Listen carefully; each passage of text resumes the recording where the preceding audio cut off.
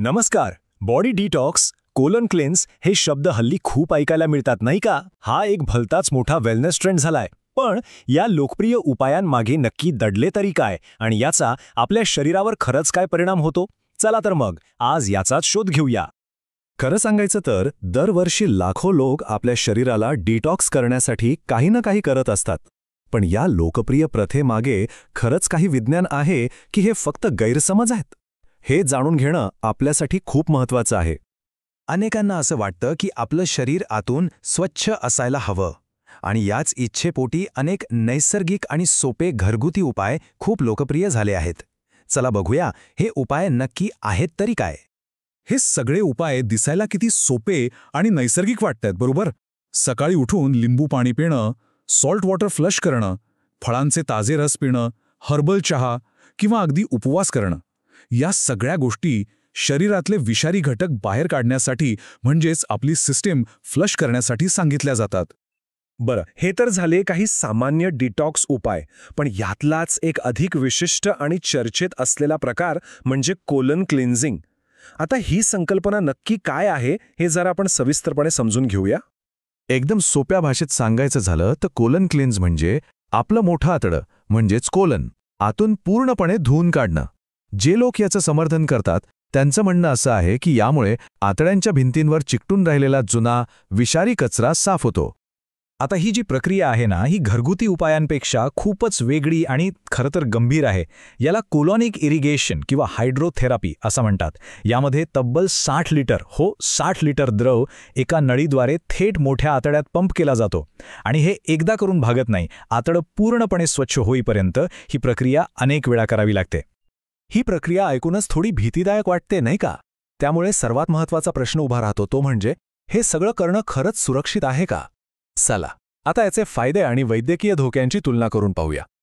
आणि इथेच एक धक्कादायक गोष्ट समोर येते. मेडिसिन नेट सारख्या ऑथर रेप्युटेबल वैद्यकीय स्रोतांनुसार कोलन क्लिन्झिंगच्या फायद्यांना सिद्ध करण्यासाठी कोणतेही ठोस वैज्ञानिक संशोधन उपलब्ध नाहीये. तरीही त्याचा उद्देश तोच सांगितला जातो, आतड्यातला विषारी कचरा साफ करणे. हे चित्र खूप काही सांगून जातं. एका बाजूला बघा, मानसिक आरोग्य सुधारतं, रोगप्रतिकारशक्ती वाढते, वजन कमी होतं, असे मोठे मोठे दावे केले जातात. पण दुसऱ्या बाजूला जे धोके आहेत ते खूपच गंभीर आहेत. किडनी निकामी होण्यापासून ते आतड्याला इजा होण्यापर्यंत संसर्ग आणि सूज येण्यासारखे जीवघेणे धोके यात आहेत. आणि सगळ्यात महत्त्वाची गोष्ट म्हणजे अमेरिकेच्या FDA सारख्या मोठ्या संस्थेनं गैरवैद्यकीय कारणांसाठी कोलन क्लिन्झिंगच्या कोणत्याही उपकरणाला मान्यता दिलेली नाही. हेच यातील धोक्यांबद्दल बरेच काही सांगून जातं. मग प्रश्न असा पडतो की जर बाहेरून या सगळ्याची गरज नाही तर आपलं शरीर स्वतःला स्वच्छ कसं ठेवतं? तर उत्तर असं आहे की आपल्या शरीराकडे स्वतःचीच एक अद्भुत डिटॉक्स सिस्टीम आहे. चला ती कशी काम करते ते पाहूया. आपलं शरीर खरं तर एक अत्यंत हुशार मशीन आहे. आपल्या किडन्या अविरतपणे रक्तातील कचरा फिल्टर करतात, यकृत विषारी घटक नष्ट करतं आणि मग घाम, लघवी व शौचावाटे हे सगळं आपोआप शरीराबाहेर फेकलं जातं. आणि सगळ्यात महत्त्वाचं, आपल्या आतड्यांना निरोगी राहण्यासाठी चांगल्या बॅक्टेरियाची गरज असते, जी अशा कृत्रिम क्लिन्झिंगमुळे धोक्यात येऊ शकते.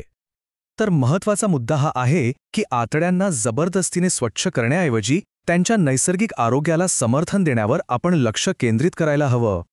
आणि याची सुरुवात होते फायबरने. फायबर हे वनस्पतीजन्य पदार्थांमध्ये आढळणारे एक आवश्यक पोषक तत्व आहे.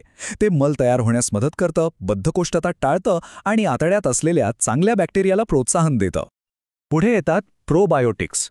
हे म्हणजे दही, ताक आणि इतर आंबवलेल्या पदार्थांमध्ये आढळणारे चांगले जिवंत जीवाणू. ते आपल्या आतड्यांमधल्या सूक्ष्मजीवांचं आरोग्यपूर्ण संतुलन राखायला मदत करतात. आणि मग येतात प्रीबायोटिक्स. हे असे न पचणारे फायबर्स आहेत जे प्रोबायोटिक्सचं अन्न म्हणून काम करतात. लसूण, कांदे, केळी यांसारख्या पदार्थांमधून मिळणारे प्रीबायोटिक्स त्या चांगल्या बॅक्टेरियाला वाढायला आणि टिकून राहायला मदत करतात. तर ही सगळी माहिती एकत्र केल्यावर आतड्यांचं आरोग्य जपण्यासाठी एक सोपा आणि प्रभावी मार्ग आपल्या समोर येतो. तर मग आतड्यांच्या आरोग्यासाठी करायचं काय? दृष्टिकोन अगदी सरळ आणि सोपा आहे.